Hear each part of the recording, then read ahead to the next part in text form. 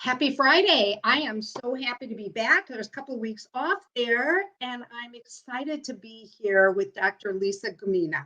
She is a fabulous audiologist. I can't hear and I can't speak, but I heard the doctor speak, and I was so excited to have her on because there's so many important things that we need to discuss about hearing. So welcome. Thank you. Thanks for having me, and happy Friday, everybody. Yes, and the sun is shining. It's a beautiful day. Let's start out with just telling us about your experience, what made you become an audiologist, your journey with hearing loss. Absolutely. So when I first was in college and not knowing what I wanted to do, I was a rock musician and I played in a lot of bands, and I actually got interested in hearing in a rock band performance, Battle of the Bands, 1989, and met a drummer who was from the hearing impaired community, the deaf community on campus, put on a hearing aid to actually perform in the rock band competition. I was so fascinated by what he was doing with his ears, what he did with his hearing aid. I had to talk to him right after.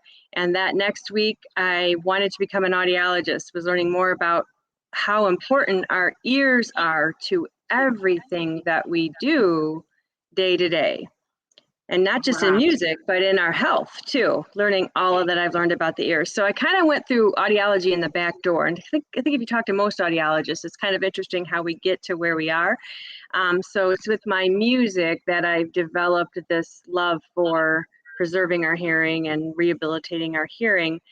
So that's kind of how my journey started as an audiologist. So kind of very lucky in that respect. Well, that's the universe pointing you in the right direction. Absolutely.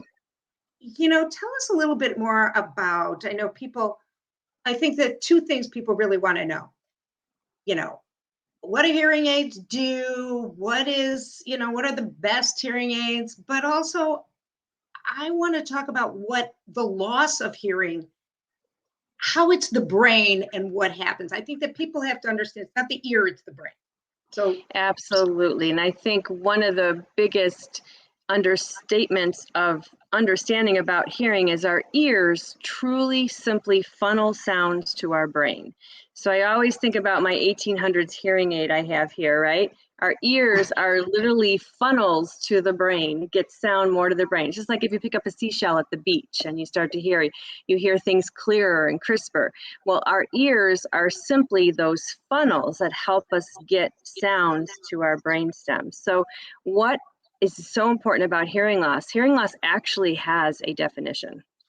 Hearing loss is defined as a medical condition, and it's oftentimes associated with, we get medical conditions like physical, emotional, social well-being. Our emotional instability is phobias, withdrawal, isolation. We see this a lot in people who have hearing loss. So we have to understand that it is a medical condition, and it is something that should be taken very seriously, and at any age even. I mean, depression, anxiety, phobias, withdrawal, all of that is associated with untreated hearing loss. And is it the brain that hears and it just goes through our ears? Like, is it something physical in your ear or your brain, or both? A combination of both. So our ears are these funnels. Our ears is the funnel. It has to collect the sound, and then it vibrates our tympanic membranes, our eardrums, and from that system, it's sent to the inner ear. And once it gets to the inner ear actually does all the processing, all making sense of the sounds in our environment. Okay, so like, for example, when we understand music, we don't really interpret anything until it gets to the brainstem. Okay, so sometimes when people don't understand something, they try to make up for what they can't hear. So you're trying to put pieces of a puzzle together when your brain is trying to, oh, I heard a little bit of this, I heard that, maybe this means that. So you're trying to attach meaning to things that you've heard. So when we give the brain an easier time to get the information, it starts to make more sense and we start to understand better. Right. And then I know, that there's a connection between hearing loss and dementia or Alzheimer's. You've discussed that. Maybe you could talk a little bit about that a little bit more. Absolutely. So what we find a lot of the times in working with cognitive decline in general, we have this bucket of Alzheimer's and we have this bucket of cognitive decline and different forms of dementia, which we know there's over 200 forms of dementia. It's an Wow. incredible journey to try to understand really what is happening. And in working with families over the years, hearing loss is not always one of the first things that you're going to think about getting tested when you're considering any degree, any type of cognitive decline. When we can't hear and we can't see, we can't communicate, we can't participate in our world around us. So untreated hearing loss mimics what we find when we look at cognitive decline, what we look at when we look at moderate Alzheimer's disease or studies to prove untreated hearing loss, and the similarities between the two are very, very common. We see connections between the depression, anxiety, the phobias, the withdrawals, the lessened social esteem, not wanting to participate, not wanting to do fun things you used to do in your younger years. As you get a little bit older, things get more challenging for you, and it's hard to process everything that we hear around us. So I always put a big plug in for getting your hearing checked regularly and getting your eyes checked regularly. That is so important. That's right. It's sort of during the pandemic when people had masks on, people said, I can't hear you. And that shows the connection. They didn't have to talk louder. They just could not understand what you were saying with your mask on. And I think this is the same thing, that if your hearing isn't right, you're confused. Absolutely. And through COVID and in walking around with a mask on, just me talking here with my face covered, it's more challenging when you're trying to have a communication exchange with a person. So a lot of aha moments have come out of COVID. Oh, that's what a hearing loss sounds like. Yes, we have all experienced a little bit of a mild sensation of hearing loss when we're wearing mask to mask and we're talking amongst each other. And, we don't really get a lot of information from lip reading, but it is part of how we communicate, right? I'm Italian. I talk with my hands all the time. So you have to see these facial, you have to see the movements of when you're communicating, right? But with the masks, it's made it a lot more challenging. So that has been a big difficulty for people with any degree of hearing loss to have to now talk to everybody with their mask and their muffled speech, because we're all experiencing that a little bit. Okay. Right. A lot of the features of hearing aids now, they have a speech with mask. They have a feature on the application now built into the algorithm that, just touch that and it boosts that high frequency to try to overcome hearing with the mask. That's really interesting. But I think it's brought more awareness to people, honestly. I think if one good thing is coming out of all this, it's brought more awareness to how important hearing is truly to a person's communication exchange, because we relied on that. I think a lot of people, so I can't tell you how many people I know that say, I have hearing aids, but I don't wear them. Hear that so Don't you much. wish you had $1 for every time somebody said that to you? It's one of the first things, if anyone's heard one of my lectures, it's the first thing. How many people here have hearing aids? How many people here have somebody who knows they have hearing aids, but they're not wearing them? And then, they're in the drawer, right? Well, they're not doing the drawer any good. They're not doing the drawer any good. You have to find a way to make them happy to sit in our funnels, to make our brain happy with how we're hearing sounds. Okay, and hearing aids are very successful. Hearing aids work very well for people when they are fit appropriately. when the user is taught to use the hearing instruments appropriately. So, but hearing aids do not help the drawer. Hearing aids will help you, especially when they are prescribed to you by an audiologist, can make a significant change in somebody's life. And I think you said something really, we live in a very complex world. And we need whatever it is. I say this, I think on every single Friday when I do this, you need to go to an expert that you really trust, because many, many, many people can say they do something and they may have some credentials. But I bet that a lot of people that aren't wearing their hearing aids didn't go to someone, maybe that person couldn't even explain it correctly or didn't take the time to, so it could be something as simple as that, to get the user to understand how to live with this. Absolutely. And it's not just you buy the hearing aids, you put them on, and that's it. It's not the end all. Yes, you invest in the hearing system to help your hearing health care, and then it becomes a journey to start to help you to understand the world around you. One of the biggest concerns I get from any age is, I can't hear in background noise. I go to a restaurant or I go to a group setting, and it's so difficult for me. I get overwhelmed. I can't make sense of what people are saying. I cannot tell you how commonly that is addressed.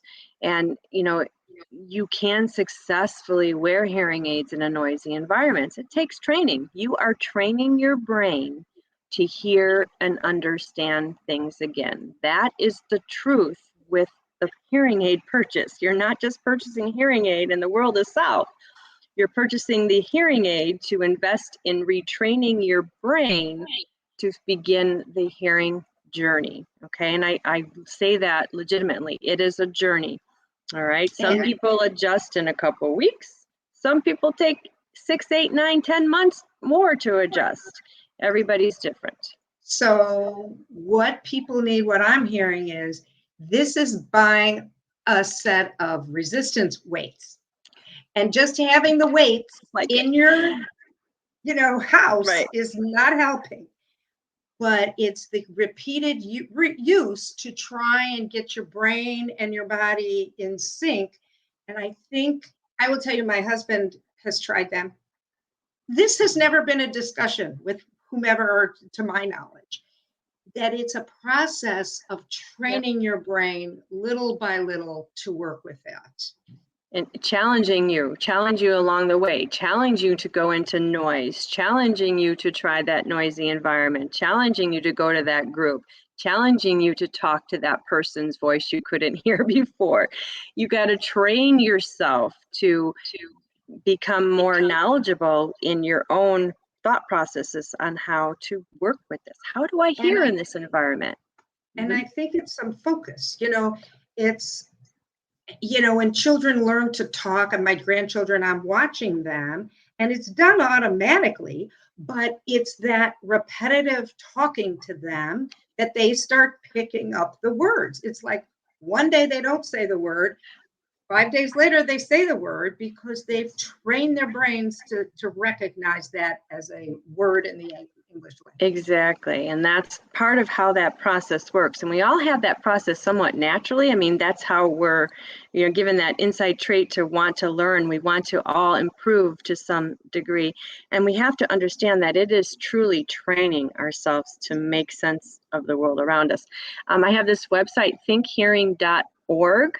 So it's www.thinkhearing.org, O-R-G, and it has 5 videos on there that kind of really express everything we've talked to in like a minute and a half to 2 minutes long videos, talking a little bit about tinnitus, talking a little bit about processing, talking about dementia and hearing. And it's just a quick yeah, that makes perfect sense. Why wasn't it ever discussed to me in that manner? Because that is more of how our world makes sense to us, all right? So we put those videos together for the purpose of just truly educating families with how we need to understand what we can learn from our ears. Our ears should be part of a hearing healthcare wellness check, just like we get our blood pressure checked, just like we go to the doctor for our annual physicals. We should really consider hearing as part of that test battery so we can learn more about our bodies. I mean, Right. the connection between comorbidities like diabetes, kidney disease, we can learn a lot from our ears. So Yeah. these are incredible gifts that we were given. And it's just a matter of understanding how can we make our ears, make our gift work for us throughout our aging process. I love that. Mhm, It's a gift, mhm. and I can see it because my friends are aging, and a lot of them is just like, oh, forget that. No, it's not just forget that. Our bodies are a whole package, and everything works together. So you can't just say, well, I'll worry about my heart and nothing else. It's just Exactly. not how it rolls.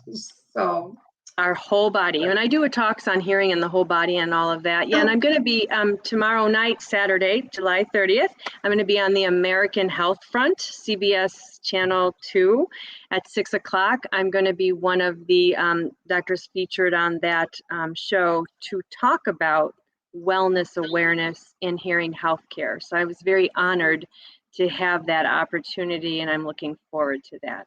that is so exciting. So tomorrow night, July 30th, At 6 6 o'clock. p.m. Central Time, Channel 2. Everybody tune in. We'll Yes. get a tape of, like a video of that, Yeah. and I'll put it on my website. Absolutely. Lisa will have that as well. That's exciting. I am going to tape it or watch it. I will watch it, but I might have to record it, but we can all record these days. Yes. Yeah, it'll be Um, available on the American Health Front too after it airs. okay. So it'll be available there. But yeah, I'm very excited to express my love and desire and my mission over all of my years, my 28 years of doing this, is expressing how important hearing healthcare should become in our day-to-day routines. Well, you are very passionate and you get the message across. And that's why I was so excited to have you on. Why don't we end with a fun fact about hearing? Absolutely. A fun fact about hearing. So with our ears can really define what we see, if you think about it. All right. So we can define what we see with our ears. So when we understand what's happening in our ears, we have to understand that our brain is truly that sole source. So when we simply go into a noisy environment, our ears do a lot for us in that environment. Okay. And it gets our brain really thinking there. Another fun fact about the ears is people think wax is the worst thing ever in our ears, right? A little bit of wax actually is a good thing because it keeps the bees from stinging our ears. You don't think about wax as a little bit of good properties to it, but that's often a common misleading fun fact about the ear is that our ears have a little bit of wax in there for good reasons. So it's always an interesting fun thing. Good to have a Yeah. little bit. Well, Yeah. Thank you. Thank you so much You're for welcome. joining me today. I'm so excited, and we will all watch for you tomorrow, 6 o'clock. Channel Sounds 2. good. Look forward to it. Channel 2. Thank you for Okay. having me. Okay. Thanks. Everybody have a good Happy Friday. weekend. Bye-bye. Okay. Happy Friday. Bye-bye.